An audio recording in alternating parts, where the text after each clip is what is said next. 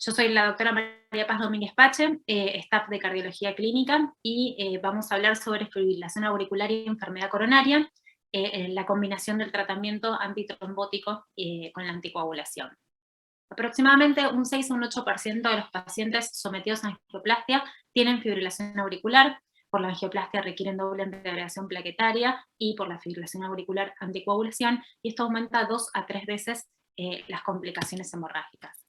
Poder alcanzar un balance entre el riesgo isquémico y el riesgo hemorrágico del paciente es algo que realmente es un desafío y tenemos que individualizarlo para cada paciente en particular de acuerdo a todos sus antecedentes.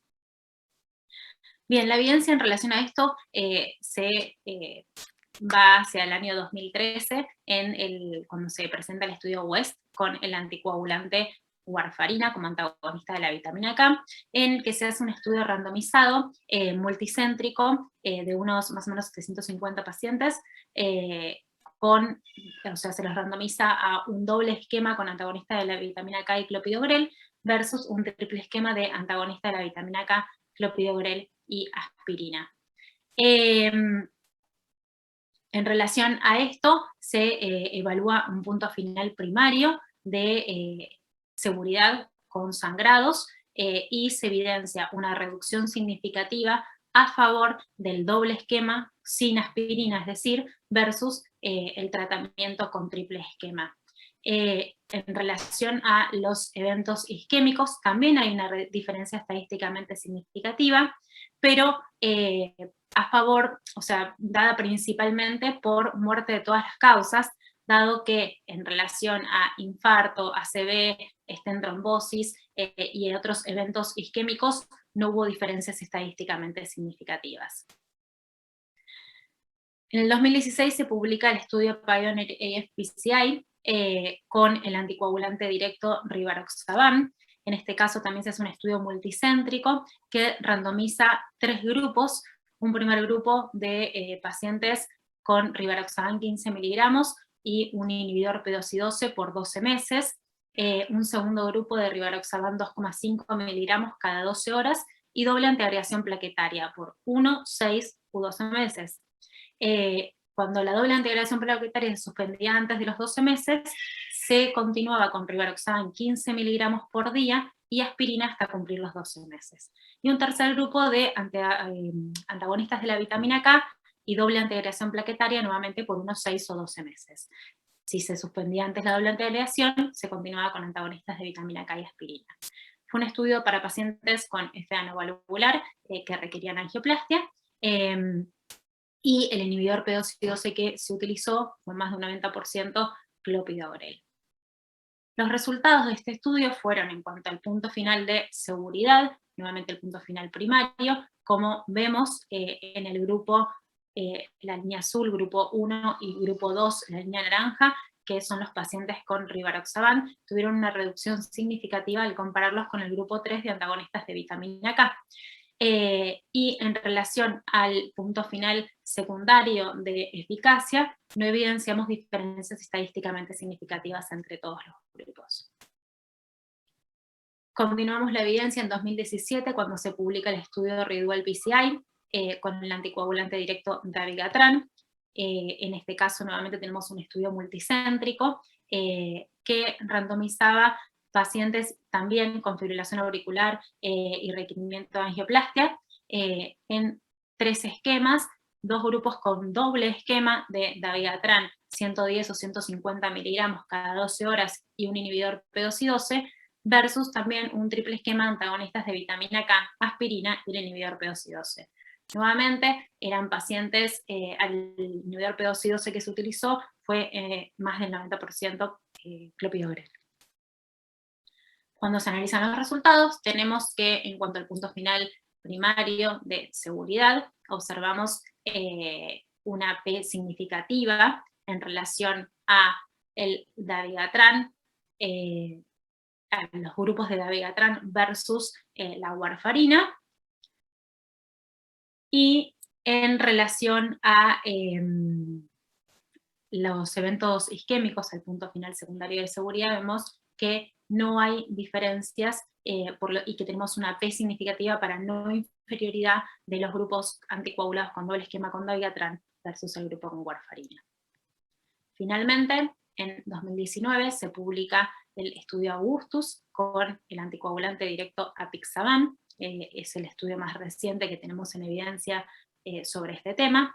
Son 4.600 pacientes, fue el estudio más grande que se randomizó, con pacientes con fibrilación auricular y un síndrome coronario agudo reciente o requerimiento de angioplastia que tuviesen la indicación de un inhibidor P2Y12 por lo menos 6 meses.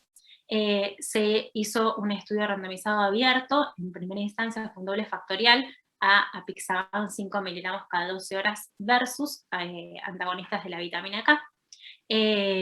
La dosis de apixaban se ajustaba en los casos en que los pacientes cumplieran 2 o más de los siguientes criterios: que tuviesen mayor o igual a 80 años, que pesaran menos o igual de 60 kilos, y que tuviesen una creatinina mayor o igual a 1.5. En esos casos, la dosis se ajustaba a 2,5 miligramos cada 12 horas. Y luego se los randomizaba en doble ciego a aspirina versus placebo. Los puntos final primario fue también nuevamente de seguridad sobre sangrado, y el punto final secundario fue de muerte, hospitalización y eventos isquémicos. Bien, en cuanto al punto final primario, lo que se observó fue una diferencia estadísticamente significativa de reducción de eventos hemorrágicos en relación a la apixaban versus antagonistas de vitamina K, y lo mismo en relación a los pacientes que recibieron placebo tenían menos sangrado que los pacientes con aspirina. Cuando uno combina los antagonistas de vitamina K y la aspirina y placebo, y apixaban, aspirina y placebo, lo que se observa es una diferencia estadísticamente significativa e importante entre los pacientes con una reducción muy importante de sangrado en los pacientes que recibieron apixaban con placebo versus los pacientes que recibieron antagonistas de vitamina K con aspirina, con un riesgo, una reducción del riesgo absoluto de un 11.4%. Así que fue importante. Y en relación a muerte y hospitalización, también hubo una diferencia significativa a favor de la apixaban en reducción en este punto versus antagonistas de vitamina K, pero en relación a la hospitalización, porque no hubo diferencias significativas en muerte. Y entre aspirina y placebo no hubo diferencias significativas. Cuando vemos el combinado de ellos, observamos también que hubo menos eventos de muerte y hospitalización en los pacientes con apixaban y placebo versus los pacientes que recibieron antagonistas de vitamina K y aspirina. En cuanto a los eventos isquémicos, cuando evaluamos aspirina versus placebo, observamos que no hubo diferencias estadísticamente significativas entre los diferentes componentes. Esto nos da una seguridad al suspender en los pacientes con triple esquema el tratamiento con aspirina sobre el riesgo de eventos isquémicos. En cuanto al diseño del estudio Augustus, lo que se evaluó también es que en cuanto a eventos hemorrágicos e isquémicos se los dividió entre 0 a 30 días, o sea, dentro del primer mes, y luego de 30 a 120 días. Y lo que observaron es que estos eventos isquémicos con aspirina eran mayores en el primer mes versus el placebo, y que, que los eventos hemorrágicos eran mayores en relación al placebo, que los eventos isquémicos eran mayor con placebo que con aspirina dentro del primer mes.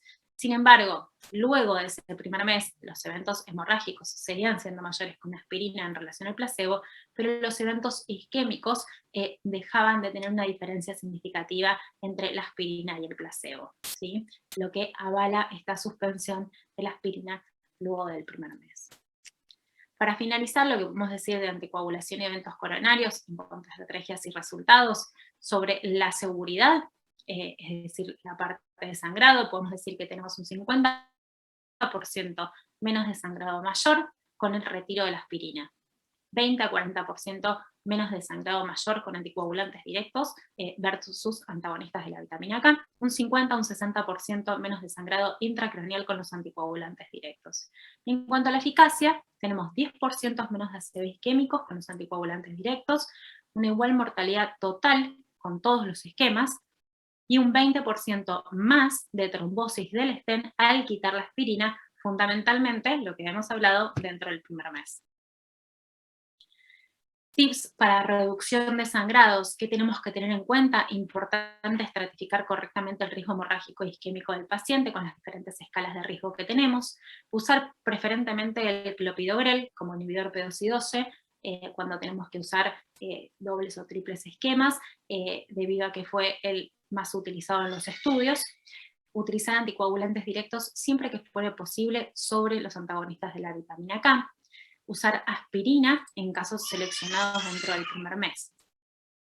Minimizar el tiempo del uso de los inhibidores P2Y12, evaluar esquemas más cortos de estos medicamentos, utilizar inhibidores de la bomba de protones como tratamiento concomitante, y también es importante priorizar el acceso radial sobre el acceso femoral e intentar utilizar dispositivos de cierre durante el procedimiento. Muchas gracias.